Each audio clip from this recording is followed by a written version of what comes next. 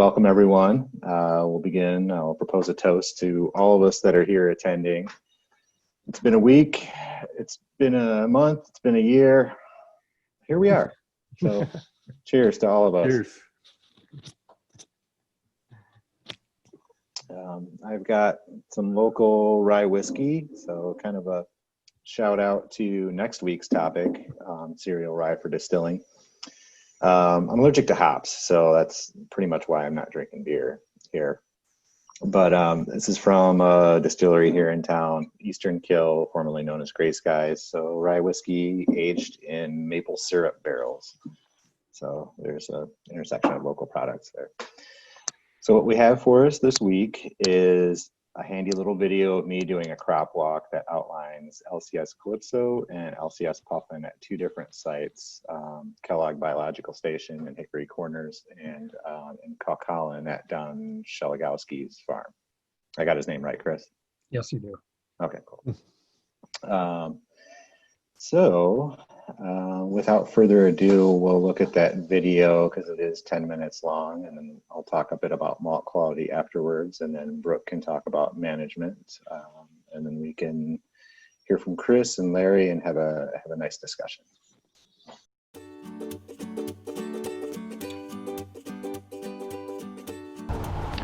Hi, I'm Ryan Hamilton, and I'm here at WK Kellogg Biological Station, and we're here looking at the Winter Malting Barley Variety Trial Test Plots, or WMBT for short. The WMBT is a project that looks at the viability of winter malting barley varieties across many different environments and locations. It's a project headed up by Dr. Kevin Schmidt at University of Minnesota, and there's around 40 varieties, both experimental and commercially released named varieties. This is LCS Calypso. It's a 2-row malting barley, winter growth habit. It was released by Lima Grain Cereal Seeds. It's rapidly become in the short time that it's been available to us here in Michigan, it's rapidly become the most widely grown winter 2-row. And a lot of that has to do with the fact that it has very profound dormancy, so it might not have its full viability for malting or germination until 2 to 3 months or even more after harvest time, which can be problematic for a maltster because they have to store it, or the grower has to store it on farm until it's ready to be malted. But it provides a great safety net for pre-harvest sprout.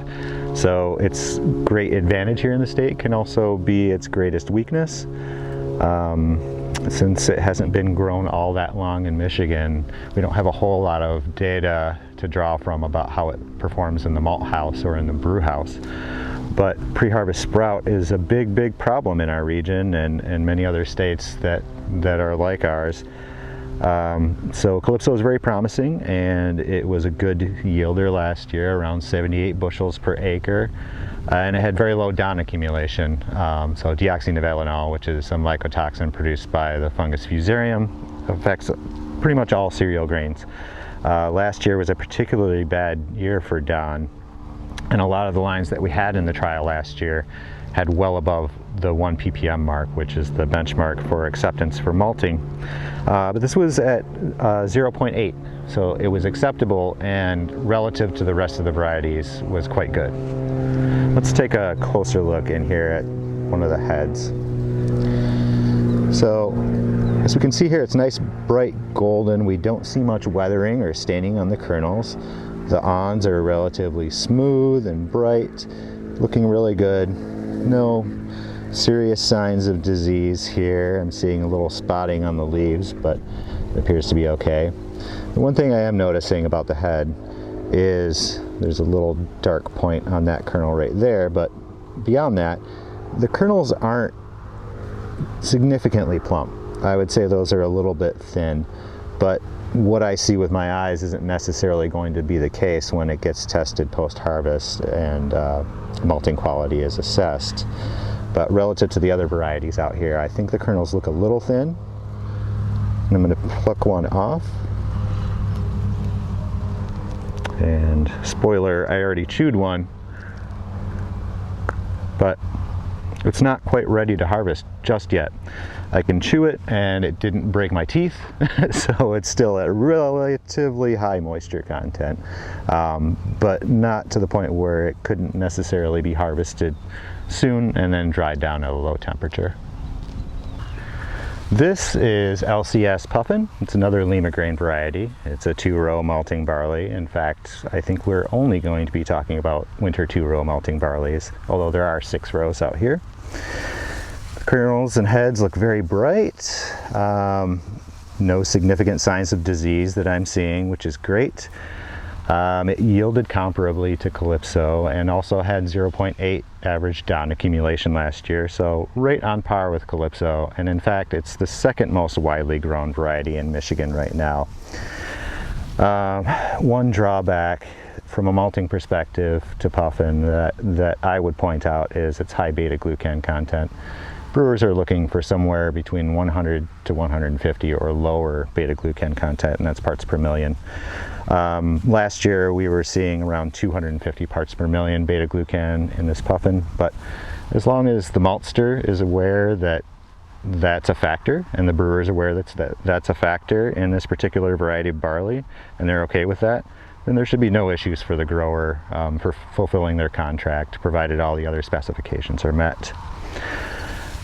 It's been a good performer so far in Michigan and Ohio, and I have high hopes for it.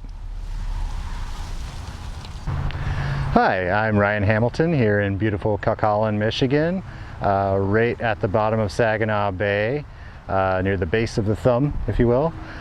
And we're here looking at the second of 2 winter malting barley trial sites.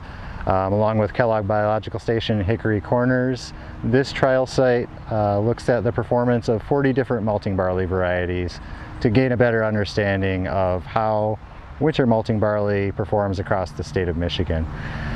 We wouldn't be able to do this second site without the cooperation of our farmer partner Don Shelagowski, whose land this is, and also Chris Schmidt of Schmidt Farms of Auburn, who has helped us immensely with making this trial such a success. As I said, there's over 40 varieties in this trial, and I'd like to have a closer look and talk to you more about some of the specific ones that I think are important for our region.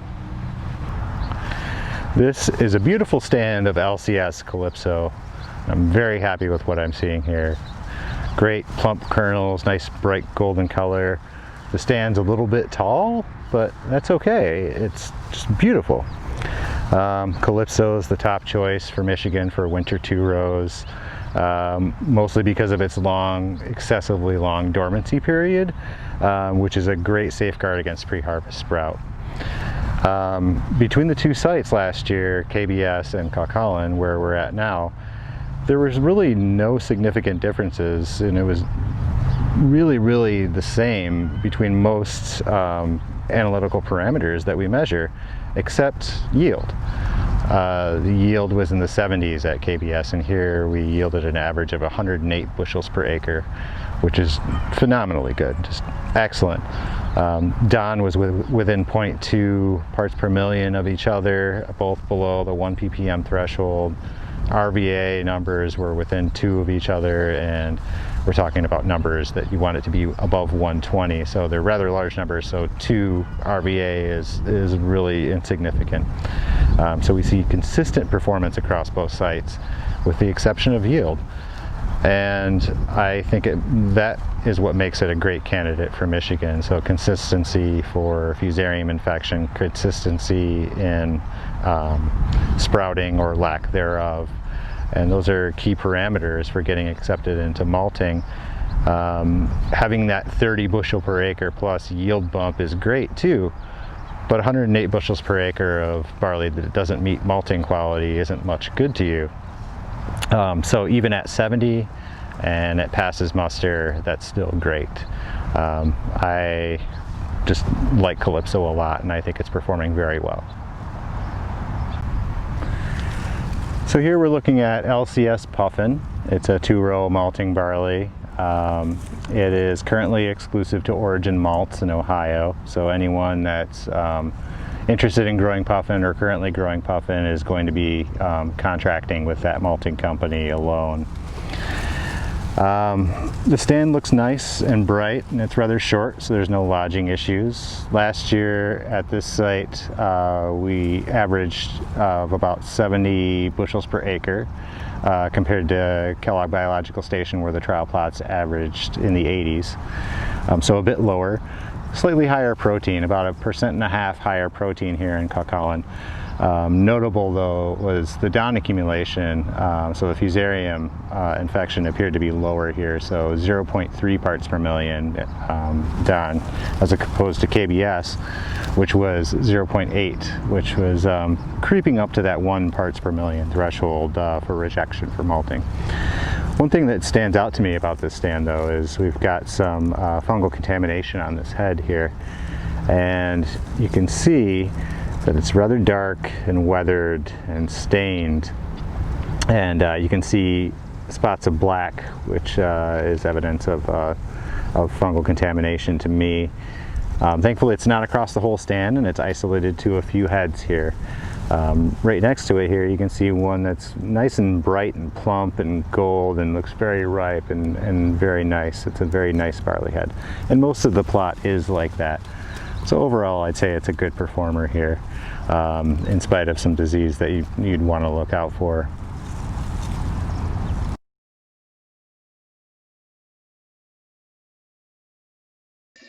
I was muted. Well, that was me on video. We shot those and we weren't certain of the order that they were going to be shown, so we wanted to shoot them at least so to be able to stand alone. So it was a little repetitive and I was introducing myself a lot, but I had a great time shooting those videos and I hope you enjoyed them. So I've got one slide-ish to talk a bit about quality. All right, can everyone see my slide? Not yet. Oh, not yet. Oh, I'm sorry, I gotta hit share. There we go. How about now? No? Yep. Okay. All right.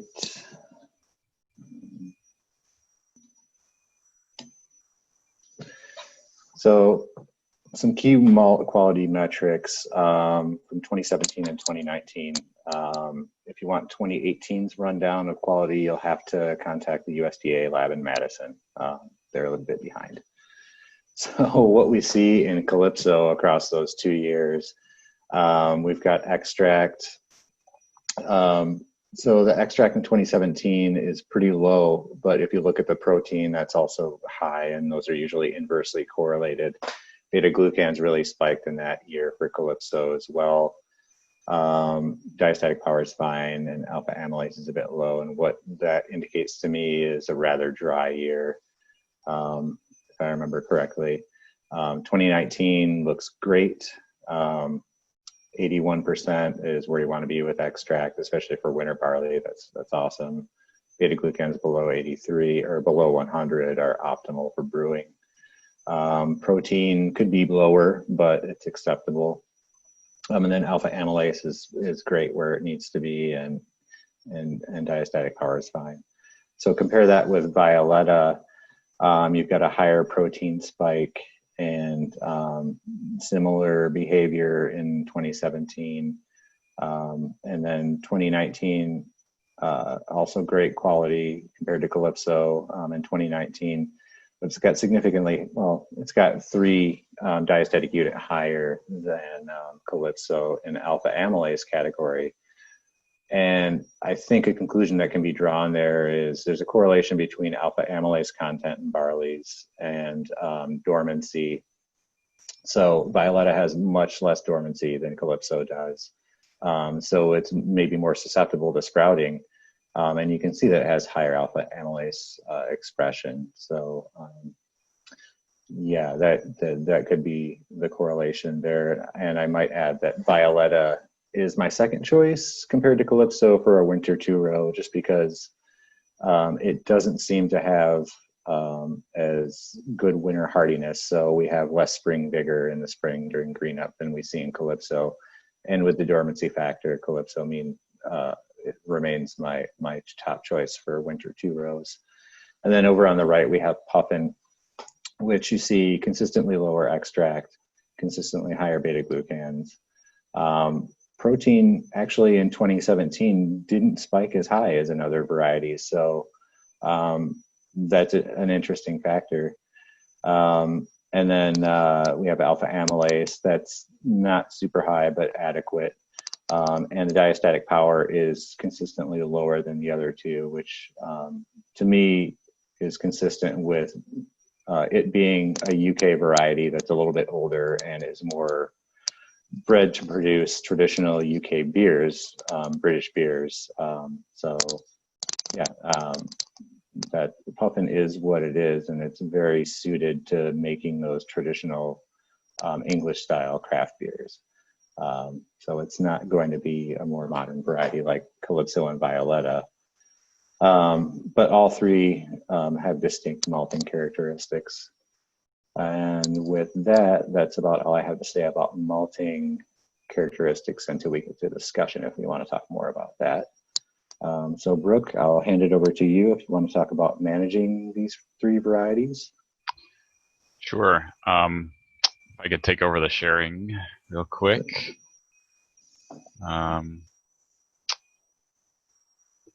I have two publications that I want to point out that are on our Malting Barley page through MSU Extension. If you click the research tab, you can see our variety trial data as well as any management trials that we've done. And this being planting season, I just wanted to point out a couple things that are important to consider.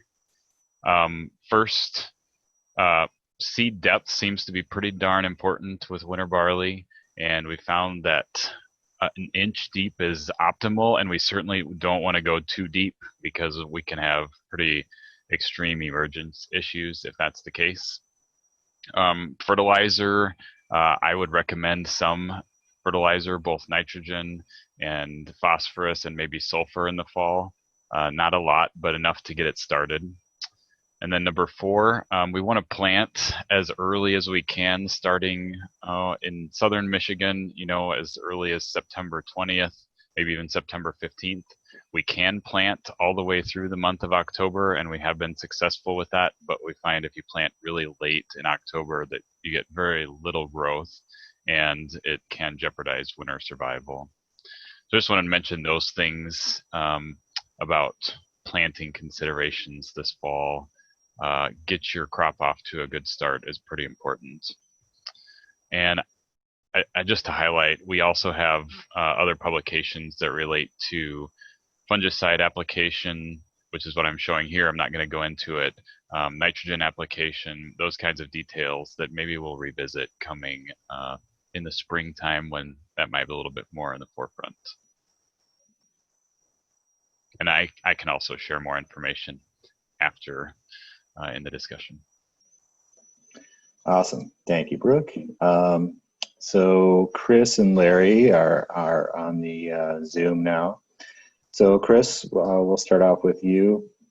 So along with the craft malt industry in the state and all of us here, you moved from dealing mostly with spring barley into dealing more with winter barley and dealing more with craft maltsters and getting really involved in that industry. So can you, from a winter barley seedsman perspective, can you give us a rundown on what your thoughts are? Yeah, excuse me. Thanks for the opportunity, Ryan. It's great to be here with this great bunch of people that are logged on here today, especially the MSU bunch. Started growing, I believe it was a North Dakota variety when we first started doing winter barley production, and it was at the, Pinnacle, I believe it was, is what we started growing with great results, and the yields were tremendous. The first year that we grew that, it was 112 bushel an acre yield from the Pinnacle. And so it took a couple of years. We successfully marketed all of the seed that we produced from that particular field, and then moved on to puffin, which was still available. It hadn't become a unique quantity for origin malt at that point. And so we switched to puffin successfully, and we continue to grow puffin. under contract with Origin Malt. And but we also produce Violetta and Calypso as well, winter malting barleys, and of course Odyssey spring barley we still produce and market as a certified seed. Love Calypso, and Ryan, I fully agree with what your comments that you made. It just has this tremendously huge kernel as compared to some of the other barleys, which is very attractive. It's a beautiful crop. Stands well, thrashes out nice, debeards nice through the combine, and we think Calypso is right up there at the very top of the list. Our experience with Puffin is slightly smaller kernels, I think, in comparison to the Calypso and the Violetta, but nonetheless, still this past year, we ran just a little over 100 bushel an acre with our Puffin crop that we harvested. We had 80 acres that we grew for Origin, and very, very happy with that particular variety. And so we've got 3 or 4 years of experience with Puffin.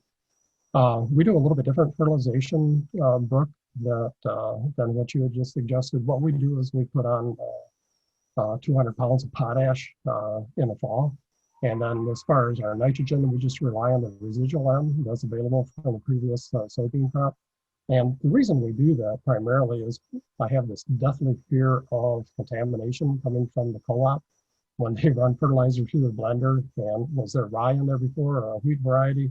And so I just have this huge phobia of using not commercially blended fertilizer. So potash we can just take out of the bin, right over the top of the spreader. And so that's our fertilization program in the fall. As far as spring, we treat our barley just like we do our high management wheat. There's no difference in the recipe at all. And so we push 100 to 120 pounds of actual N in the split application in the springtime. First application, pretty heavy at green up. And then when we put our first fungicide and herbicide on, then we come back and put the additional N on at that time. Get a little bit of leaf burn because instead of using drop nozzles on the second application, we use spray nozzles. So we do suffer a little bit of leaf burn from that. But that's, within 4 or 5 days, it's gone. And then we come back with our fusarium control later in the season at heading. This year we used Moravis Ace instead of Carumba or Corsaro that we've used in the past. And Moravis Ace seems to have a longer period of protection than the other 2 products that we've used in the past. And so far, quite happy with that. But we had a low down year here in 2020 anyhow. So we'll see what 2021 is like. Hopefully a lot better than 2020. Thanks. About 2020. So pretty happy with it, really. Well, I've never really seen 2020, so classist joke. Thanks, Chris. Larry, I know you're out there. Can you tell us a bit about, you're on mute by the way, but can you tell us a bit about transitioning from spring barley into using winter barley and spring barley concurrently, and how it performs in the malt house for you? Unmuted there. Am I unmuted? Yep, you're definitely unmuted. And I need to start the video here too. Oh, there I can see him. I'm out on the road working my day job today, so I'm sitting beside the road in my car. You got any cows in your car with you? No, fortunately not. Fortunately not. But yeah, so I did 2 years in 18 and 19 with trying Scala. And that did not work out well. Not probably all Scala's fault, because both of those falls were very wet, and so it got in very late and had a pretty bad winter kill both years.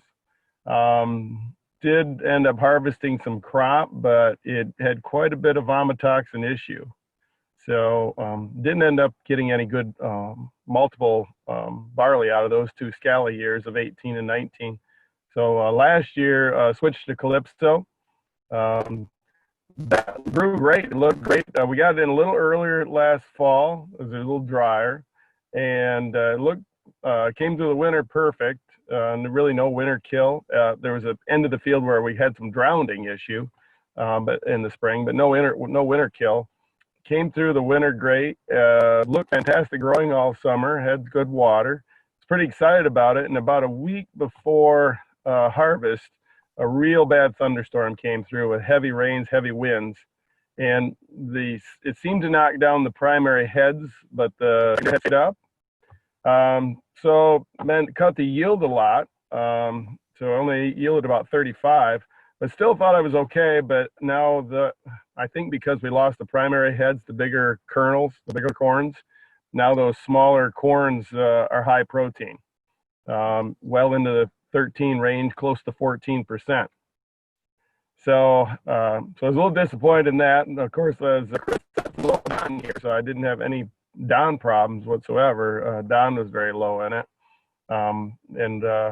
Yeah, I think my grower used this year too. But yeah, so I have malted some Calypso that I bought from I call them the mushroom head people, but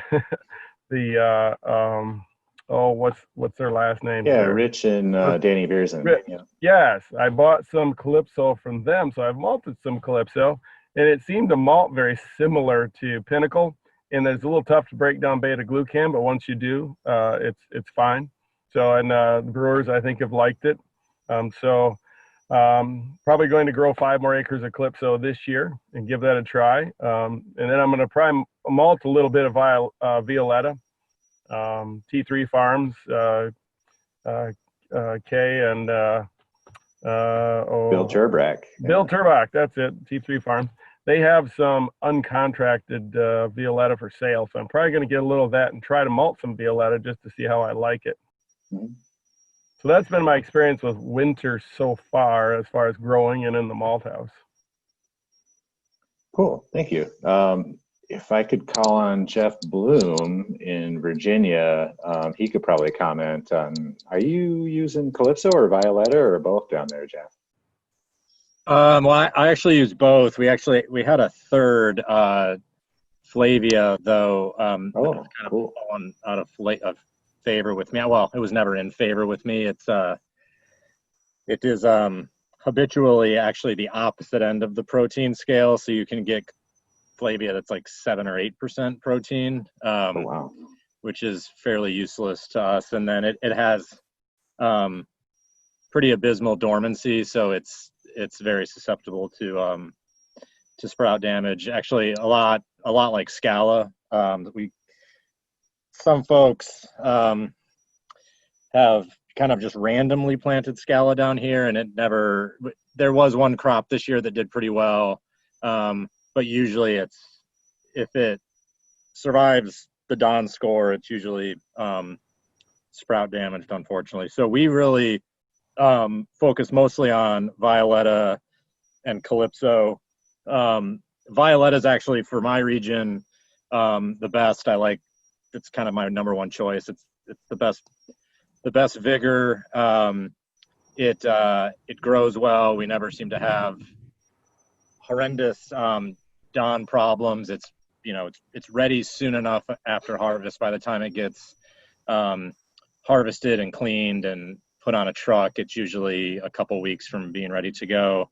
I like Calypso for many of the reasons already mentioned, including that dormancy being helpful in malt house contracting strategy, and that I can rely on that being at the peak of its vigor over the winter months, where I would have preferred to, catch Violetta, post-harvest, kind of up through the fall here.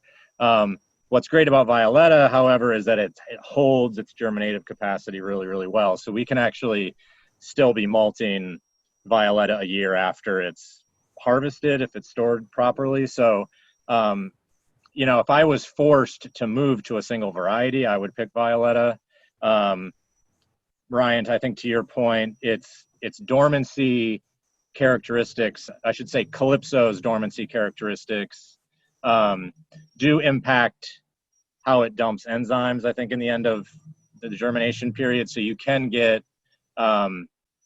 slightly lackluster enzyme packages if you happen to also have low protein Calypso. So the two together can kind of be a tough nut to crack. But, I think this also is another example of the maltster knowing what he's got going into it. You can easily manage your way through that stuff. So it's really all about, picking favorites, I guess, at this point. Gotcha. Thank you. Yeah, Calypso's fairly new up here, and you see that dormancy package, and we're like, wow, and that's really promising. And then when harvest time comes and you submit your sample to the maltster, and they look at germinative capacity, and they're like, why is the germinative capacity in the 70%? It's because it's so dormant, and it's not like any variety we've worked with before. Like any, spring barley's coming off the field are going to be dormant, but even when you do a GC test with hydrogen peroxide, you still get 98 to 100 if it's in good condition, but not Right. so with Calypso. So I think there's some damage control there because people are getting like a real kind of sticker shock off that initial analysis. But we have to make sure to let everybody know that, like, once it emerges from dormancy, that number will go up. Yeah, and it's actually, if it doesn't have that low number, it's actually a red flag with Calypso. I mean, you can typically have an RVA score of, maybe 110. So it's got like very, very light sprout damage, but that typically will, in my experience, at least here, it will have essentially used up its dormancy. If there's to, simplify these, oversimplify the concept, you can actually blow through dormancy. I've had Calypso that is more or less not dormant post-harvest, mostly because it's slightly, it's just barely sprout damage. So that can also be a regional thing. I find dormancy to be very much growing condition dependent. But the other thing with Calypso for our region and why I struggle, I have to pick my farmer very selectively. Some guys just don't have bins, and you've got to store that stuff, and you've got to store it well. And so storing Calypso in super sacks for 6 to 8 months is not exactly a great idea. So that's a contracting consideration with Calypso, in that, do they have the ability to store it on farm, or the maltster have the ability to store it to wait it out? Yeah. Storage isn't cheap. I mean, like adequate storage where you're keeping in good condition and keeping your quality up is like very expensive. Mm-hmm. Thanks. I have another question to follow up on this. Jeff, would you mind explaining more about what you don't like about Flavia? You mentioned the potential for low protein, but in our trials, we've seen some really good numbers from it in a lot of different characteristics. So I'm curious about your perspective. Yeah, and I have too. It's interesting. We can never seem to get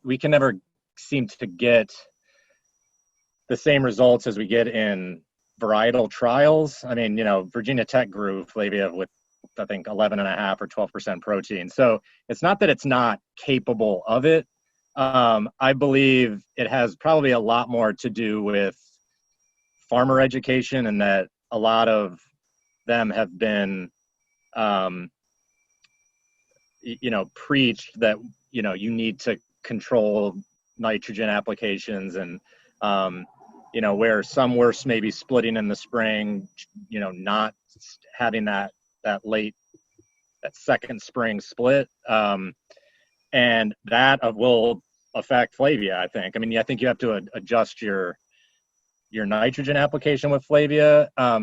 That said, what I don't like about it is that it's got very low vigor. So you have to malt it for like 5 or 6 days at like 56 degrees. I mean, it likes it really, really cold. And so cold and long is also expensive to then also get a marginal result. I mean, yeah, I think it could make great like all malt whiskey malt, as well as potentially either decoction or, step mash Pilsner malt, for instance. I mean, there's places to use it, but in the realm of like trying not to be malting even 3 varieties, I mean, it does prove to be kind of a pain in the butt. And so in an effort to try to, whittle down the numbers of varieties we're using, Flavia is just a relatively easy kick out. That's not to say that it's poor barley. I mean, we tried to grow Endeavor down here and it doesn't work. I mean, Endeavor is great if you're in the right region. So it may just be, I think Ackerman, I think, was pitching Flavia down here much more for feed barley, actually. So, I guess it's a preference thing. It's not to say that if it was the only malting barley on the planet right now that I wouldn't use it. I mean, you just certainly have to go into it with a different mindset. Is that vigor partially related to the low protein?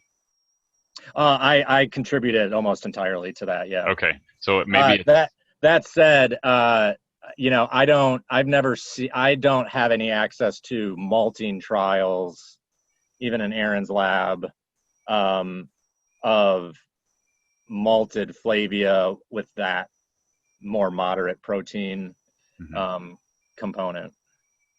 Maybe a little bit less forgiving then. The farmer needs to know a little bit more about what they're doing and be precise. Whereas Calypso and Violetta might be a little bit more forgiving. Yeah, and I mean, you essentially have to convey to a farmer that they need to forget everything they were taught and grow it the opposite way. Which that's fine, but it's we're still here. We're still very much in the diversification mode here. I mean, folks are trying to find something that works pretty consistently, and Flavia just wasn't generally the best malting selection, and the premium's not there on feed barley, so guys like me are saying Violetta, and so they want to grow what I want to grow, I suppose. At least I hope. Yeah, I mean, as a craft maltster, you have to work with a barley that's going to be versatile enough and reliable at the same time, which, yeah, I mean, it's hard to find. Yeah, and from our perspective, we see good performance out of Flavia in the field, but we don't have field scale trials of it, and we don't have it going into a malt house to get the perspective like you just gave us up here. So it could be promising up here, but we just don't know yet. That's why I'm constantly trolling for people's opinions about Calypso in the malt house too, because I like the fact that it's nearly, knock on wood, sprout proof in a way. Yeah. But if it doesn't perform in the malt house, it doesn't do anyone any good necessarily. Yeah, Calypso for me is very much a close second to Violetta. I mean, something can be said about these, slightly more moderate germinating or vigor barleys. I mean, Violetta can also be, pretty hard to control in the malt house. I mean, if we don't turn our germ temperatures down, it will jump on day 2 of germination almost 10. If I allowed it to be, it would jump probably 15 degrees in germination, and that on day 2, it literally takes off like an airplane.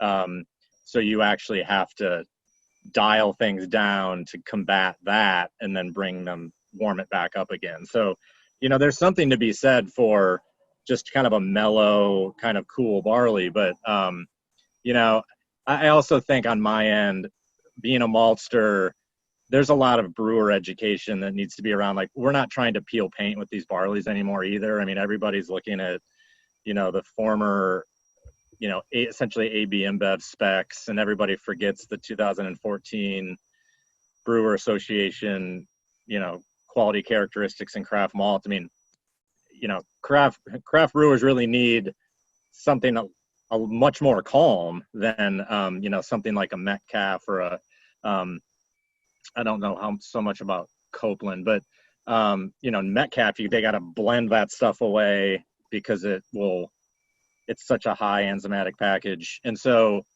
Violetta kind of gives us that middle ground. We can provide COAs that brewers are familiar with and they know look good.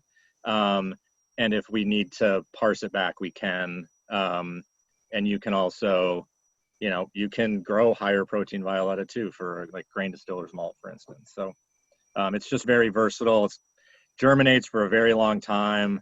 I think the only knock with me with Violetta is that if you harvest it early and you don't dry it down perfectly in the bin, you will lose all of that germinative capacity, which we experienced this year, which is quite profound and very quick. It's a very quick death, but we often use here early harvest, 18%-ish moisture harvest to beat 3 weeks of rain in the middle of June. I mean, it just happens every single year. And so it's either the decision to harvest early and dry down in the bin, or cross your fingers and hope you don't lose your entire crop to sprout damage. And I mean, either way, I guess theoretically with Violetta, it's a gamble. But some guys are set up for it. Some folks aren't. So Ryan, just a quick comment and then another question, if I might. Comment is that if anybody else here has questions, feel free to raise your hand or put them in the chat box for any of the speakers. Or unmute your microphone and ask it straight up if you'd like. Yeah. I have a question. Yeah. I'm really curious about the barley going into malt in Michigan. Have you tipped the scale to more winter barley than spring barley going through the malt houses now? Or do you know? I don't know offhand. I think we've hit that tipping point with planted and harvested acres. Okay. But as far as what's going into the malt houses, I'm not exactly sure about that. Okay. And then with the progression towards winter barley, the rationale there, what's been the reason that the planted acres have favored more in the winter category than spring? It's pretty easy. So it's yield, timing with other crop rotations, and then disease pressure. So you're avoiding a lot of disease pressure. There's not a whole lot of downside to switching over to winter. Even with winter kill, the growers that have experienced drastic winter kill have just been like, well, I guess I'll plant spring. Right. And then they have another stab at it, and they can fulfill their contract. It's just having that dedicated buyer that you can rely on that I think is where it's at for growers. Another issue agronomically is that, most growers here are, the typical 3 crops: wheat, soybean, corn. Winter barley is pretty much on their winter wheat schedule, so they can fertilize, spray about on the same time as they're doing that. Spring barley is just all off schedule from what else they're doing with those other 3 crops. So my one grower, he just doesn't want to grow any spring anymore because it's just too disruptive to his schedule. So this year I made my family grow some spring barley because I don't care if I disrupt their schedule. But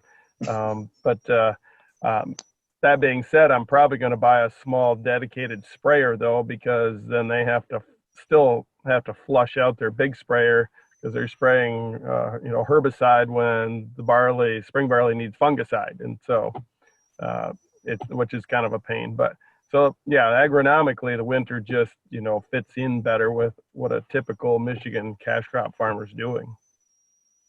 Yeah, well, that's exciting to hear. So that's great. I am curious. Just the last question on that piece is, how far north are you getting those winter barley fields?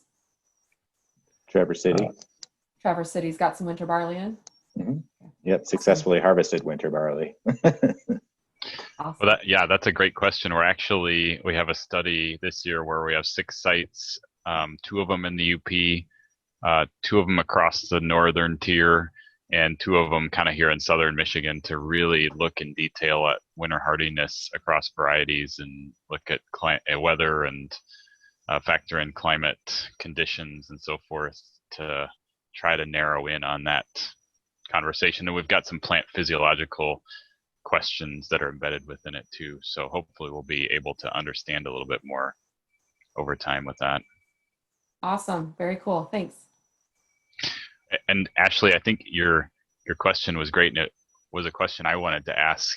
Maybe to Chris, and if Carl's still on the call, those of you that have grown winter barley regularly, thinking about how over time can we tip the scales towards winter barley being like a significant contributor to the national production scale? You know, of course it works in the craft malt houses, but will that grow?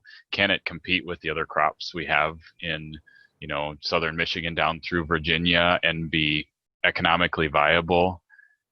And then from a malting and brewing perspective, is there anything stopping it from replacing the spring barley from Canada?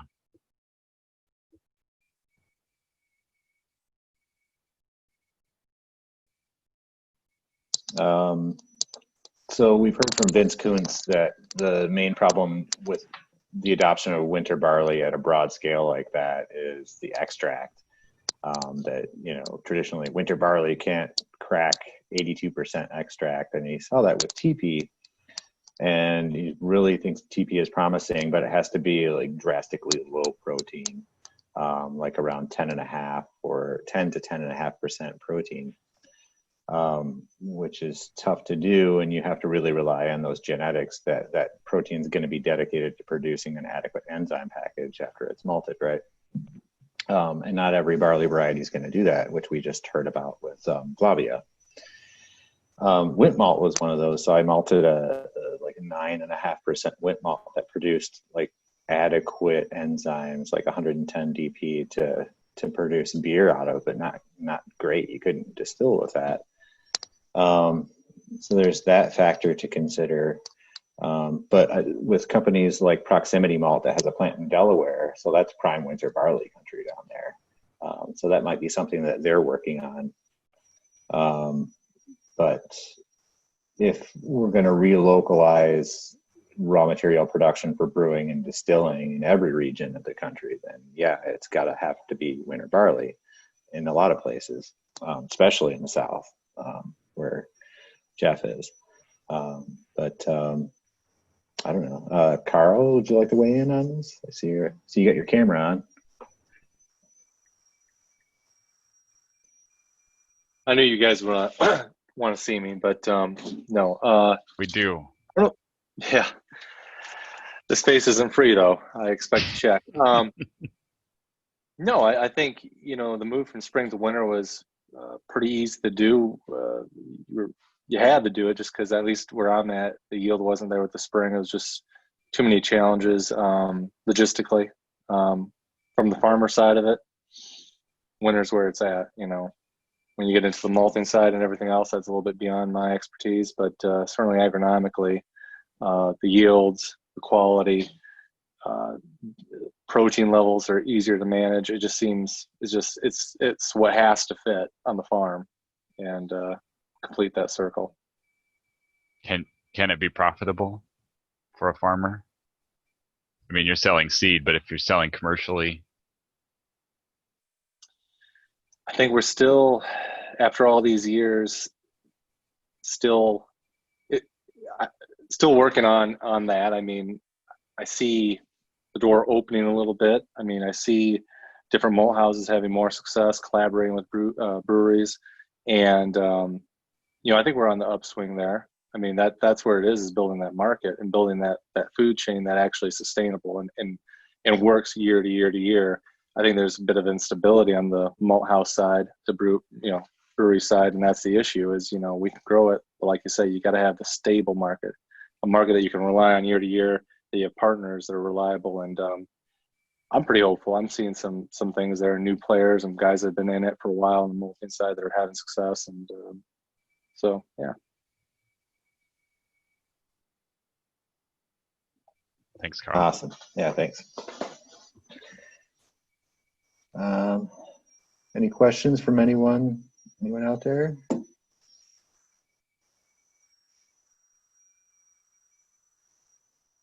All right. Well, Curious, I was there just you going go. to jump in. Sorry. The Tell me double you're gonna- cropping.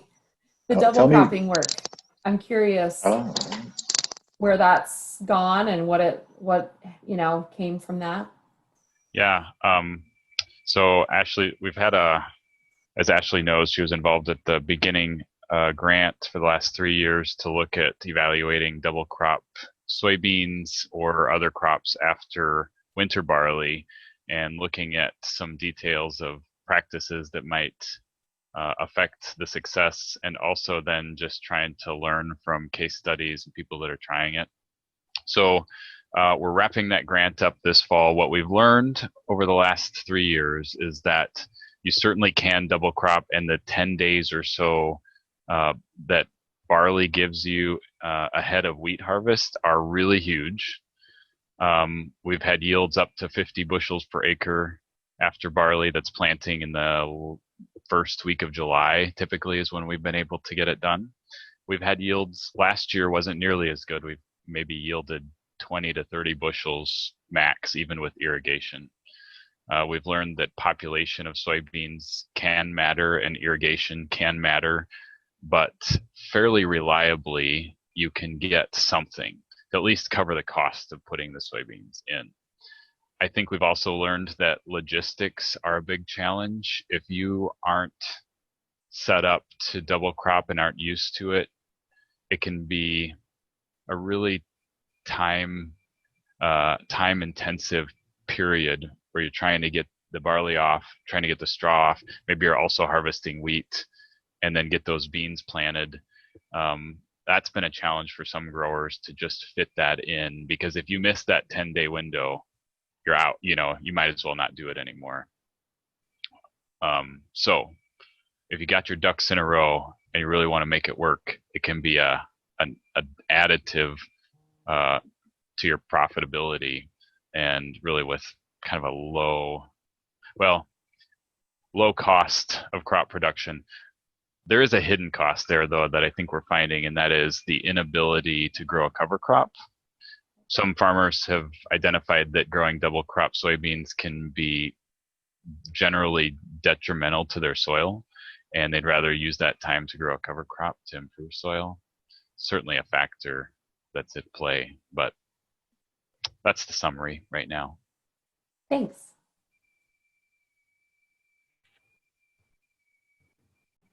there we go. So after hearing about us pushing northward with winter barley, you think you're ready to tackle some winter barley in your backyard in Duluth? I don't see why not. I am actually working with a lot of small grains right now, so it's exciting to hear what's going on in Michigan.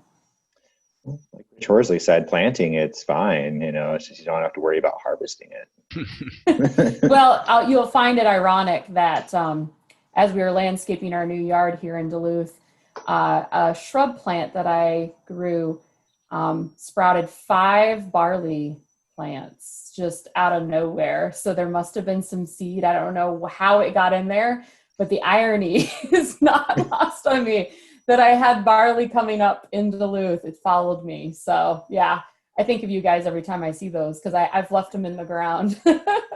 Nice. Yeah, Well, barley kernels pop up in my laundry all the time. It's probably worth mentioning too, Ryan, that Kevin Smith at Minnesota is a key researcher behind winter barley, both breeding and evaluation of winter barley varieties across the entire region. And certainly his work is expanding the reaches of winter barley into that area. So, Yeah. Well, So what have we got? What have we got coming next week, Ryan? Well, we've got cereal rye for distillation, and Brook's been heavily involved in that project, and I'm heavily involved in some rye whiskey here this week. Well, not heavily, but moderately involved. So yeah, I hope everyone can join us for that. It should be fun. So we evaluated some 2 hybrid rye varieties, and I think a handful of heritage rye varieties from Europe, and then some traditionally grown around here rye varieties, looking at spirit yield and working in collaboration with some distillers here in Michigan. So it's a really fun project. Well, we hope everybody will join us for that. And tell your friends. Mhm. All right. Well, yeah, if there's no further questions, then I guess we can end things up. I mean, we took up an entire hour, so it's pretty good. We had a nice, lively discussion, and thank you for everyone for attending. It's nice to see your faces. Thanks for the leading updates, us, guys. Ryan. Yeah, Yeah. thanks everybody. Thank you. Go Blue. And- Does that count as a Zoom bomb? I don't know. Yeah. Kick him off, Liz. Awesome. Everybody have a great weekend. See you next week.